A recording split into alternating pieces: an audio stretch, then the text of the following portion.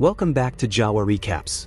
Today, we're diving into the wild mix of romance and horror called Pride and Prejudice and Zombies, 2016. In a world where high society manners clash with brutal survival, Elizabeth Bennet and her sisters must navigate love, pride, and an endless horde of the undead. It's Jane Austen's classic, with a bloody twist.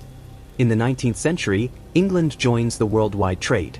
They bring silks and spices from the other colonies, but unfortunately they accidentally bring the zombie virus too, and soon these monsters are all over the country. Millions of people die and rise again as zombies with a hunger for brains, and the healthy citizens begin studying deadly arts from China and Japan. Eventually the government builds the Grand Barrier, a 100-foot wall encircling London. Then they add the Royal Canal, a very deep ditch that surrounds both the city and its walls. The land between the wall and the ditch is known as the in-between. In the Second Battle of Kent, one of the bridges across the canal is breached and the zombies kill all the villagers in the in-between, which drives the king mad. After the battle is over, he orders the destruction of all the bridges except for one. Soon lords and ladies leave London to live in their own fortified estates. One day Colonel Darcy arrives at an estate in Hertfordshire County because he's heard about a bitten person. A guard checks his identity at the entrance and takes him down a tunnel, where a priest looks at his bare body to make sure he isn't bitten. Then he's finally allowed into the house, where Mrs. Featherstone is playing cards with friends. She swears there's nobody bitten here and that no zombies have entered her estate in years. Pretending he wants to play too, Darcy sits at a table and takes out a vial of carrion flies. He releases them into the room while explaining that they can detect rotten flesh. The flies only fly around for a second before they land on a man, which means he's slowly turning into a zombie. Darcy immediately breaks his glass and stabs the guy's face before decapitating him with his blade. Afterward, Darcy asks if this man could have infected anyone in the house. Featherstone denies it, so Darcy kicks the zombie's head off to scandalize the guests as he heads out. However, Featherstone's daughter refuses to keep on lying and rushes upstairs to check on the infected man's niece. Unfortunately, is too late. The girl has already turned and attacked the staff, and now she attacks Featherstone's daughter too. Meanwhile, Mr. Bennet has been training his 5 daughters in every form of weapon and martial art known to man so they can defend themselves against the zombies. However, their mother, Mrs. Bennet, isn't happy about it and wants them to concentrate on getting married. When Mrs. Bennet hears about an upcoming dance, she convinces her husband to let them go as a break. All the sisters are excited about it except for Elizabeth, who isn't a fan of social gatherings. They all put on their nicest dresses but still make sure to hide weapons in them. Later at the party, Bingley is chatting with Darcy but freezes when he sees Jane, instantly falling in love with her. He asks her to dance and they have lots of fun together. Afterward, Bingley insists Darcy should dance too and tells him to ask Elizabeth, but Darcy says she's tolerable yet not handsome enough to tempt him. Elizabeth hears this and walks away, only to accidentally knock over a bottle and embarrass herself in front of everyone. Once outside, Elizabeth starts crying but is interrupted by Featherstone, who has become a zombie. She can still talk and wants to tell Elizabeth something, however Darcy shoots her in the head first. Hearing the shot, a bunch of people come out to check on them. At that moment, another zombie appears and the guards ring a bell to announce an attack. While most guests rush to hide, the Bennet sisters get their weapons out and start fighting the zombies. They fight without mercy, bringing down every creature with accurate strikes of their blades and well-landed kicks. Seeing Elizabeth fight causes Darcy to start feeling attracted to her. Afterward, all the zombie bodies are burned. When the sisters go home, Jane can't stop talking about Bingley while Elizabeth won't stop ranting about Darcy's manners and pride while she trains, which makes her movements and punches much more vicious. The next day, Jane gets an invitation to have tea with Bingley. Mrs. Bennet makes her take a horse instead of the coach. That way, if it rains, she may be asked to stay the night. On her way there, some dogs run by because they're being followed by a zombie. Jane gets ready to shoot, but her horse gets scared and drops her before running away.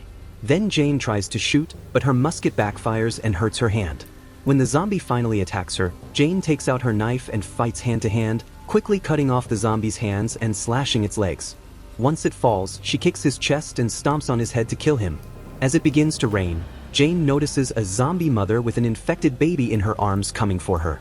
The next day, Elizabeth arrives at Bingley's house.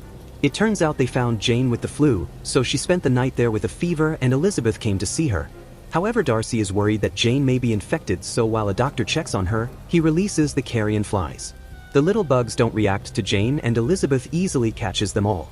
She crushes them in her fist before giving them back to Darcy with a sarcastic comment. Afterward, Jane joins Bingley and his guests, but she turns down their invitation to play cards, saying she prefers to read. An argument ensues over what makes a real woman, and Darcy doesn't know if he is impressed or hates it. That night, Elizabeth secretly watches Darcy train outside. The next day, the rest of the Bennet sisters and mother come to pick up Jane and Elizabeth.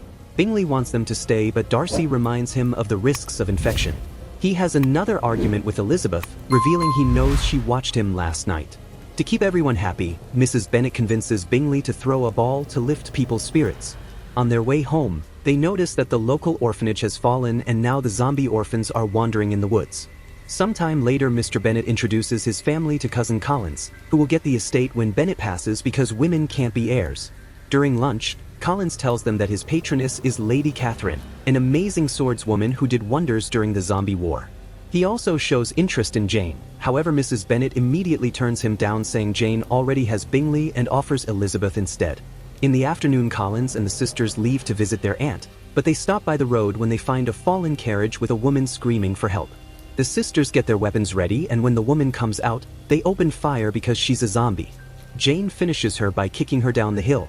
As the journey continues, Elizabeth struggles to carry all the weaponry, but Collins only puts it back in her arms instead of helping her. When they arrive in town, they notice the new soldiers who will protect this area. Elizabeth meets Lieutenant Wickham and they immediately hit it off. Darcy is riding nearby and gets jealous when he sees them, so he leaves without a word. Wickham tells Elizabeth that he and Darcy aren't on good terms because of some family issues over money. That night, everyone attends the ball and Jane spends time with Bingley. Elizabeth tries to chat with Wickham, but Collins drags her into dancing while showing lots of energy and enthusiasm. Next, Darcy asks to dance with her too, but Collins makes the moment awkward and causes them to walk away.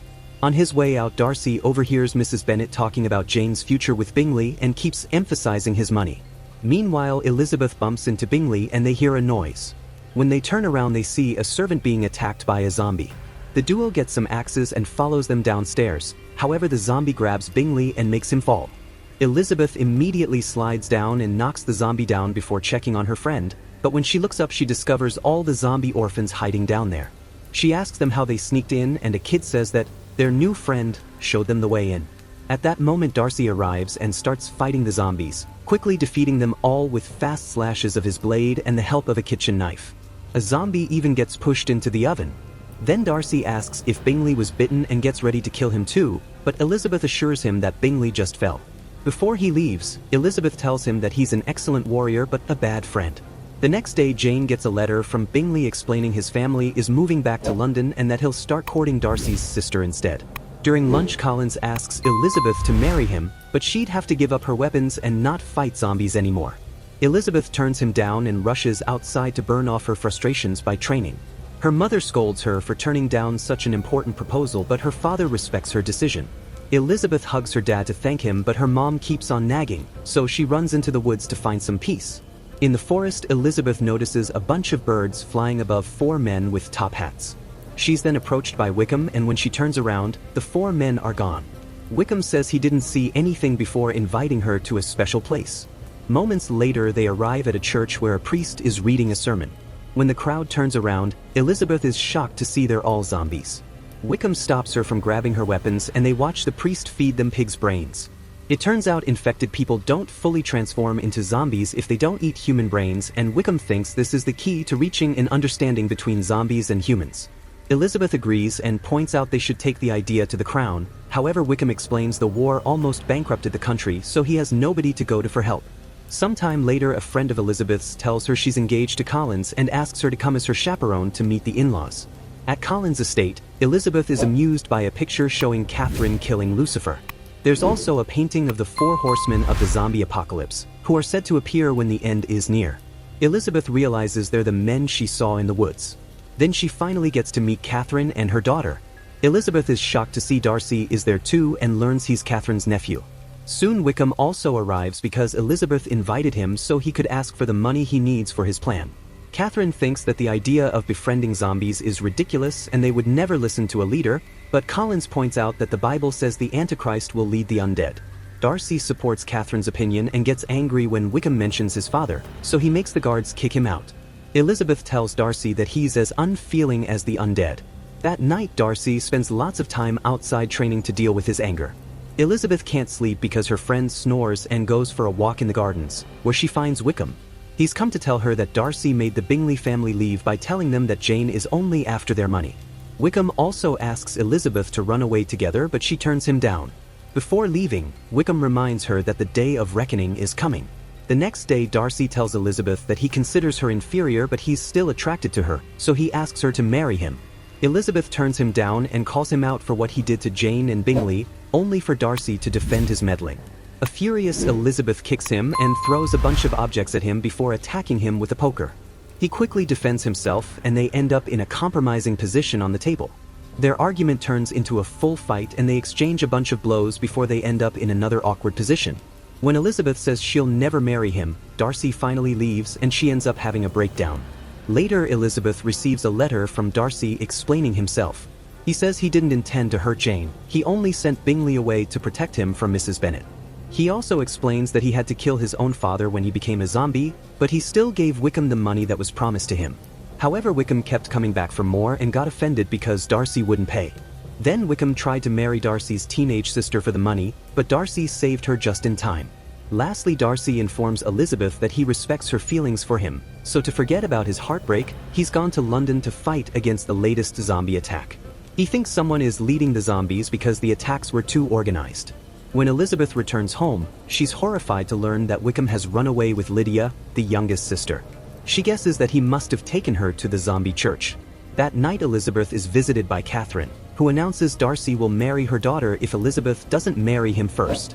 Elizabeth is seeing Darcy in better eyes nowadays, but she's still unsure about a relationship, so Catherine challenges her to a duel against her guard.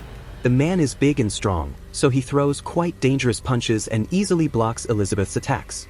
She refuses to give up even when he chokes her and slashes his face before breaking his arm.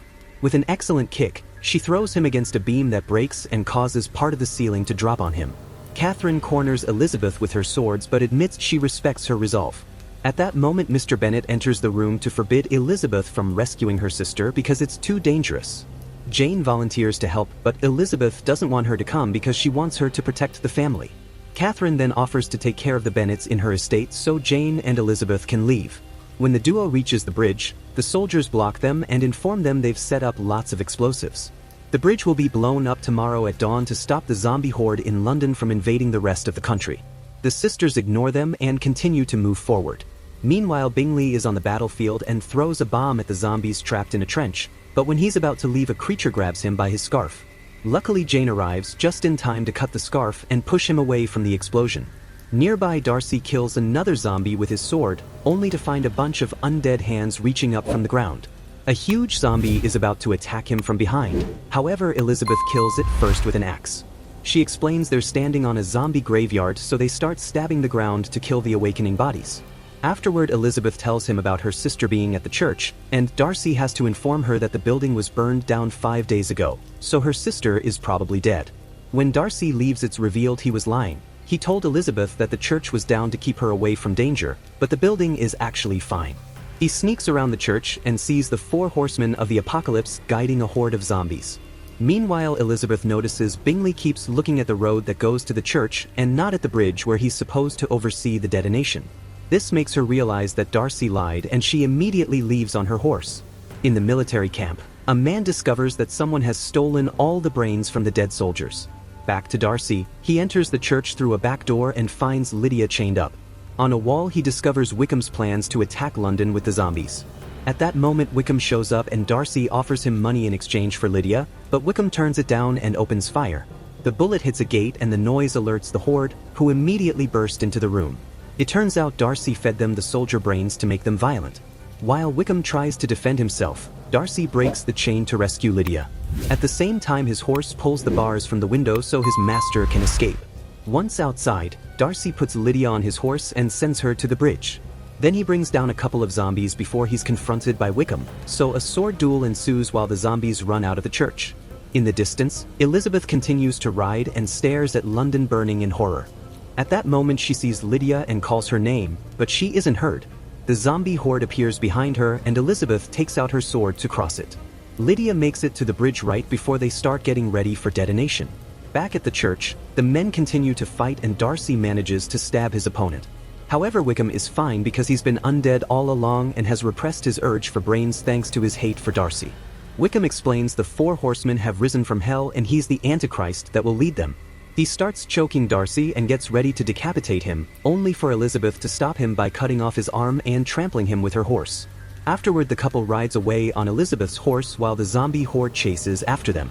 They make it to the bridge right as the soldiers activate the bombs and the sisters think Elizabeth is getting killed by the resulting explosions. However, when the smoke clears, Elizabeth is crawling on the rubble. She finds Darcy's unconscious body near her and cries as she kisses him and says she loves him. A few days later, Bingley asks Jane to marry him and she obviously says yes. Darcy wakes up from his coma and tells Elizabeth he heard her on the bridge. He proposes to her and she says yes before they kiss. The couples get married together and Collins officiates. Everyone is happy until they see Wickham approach with a zombie horde. And with that, today's recap of the film called Pride and Prejudice and Zombies comes to an end. If you lived in this version of Regency England, would you spend your time chasing love or sharpening your sword to fight zombies? Let me know, share your thoughts in the comments, hit like, subscribe to Jawa Recaps, and share this video with your friends who love a good scare.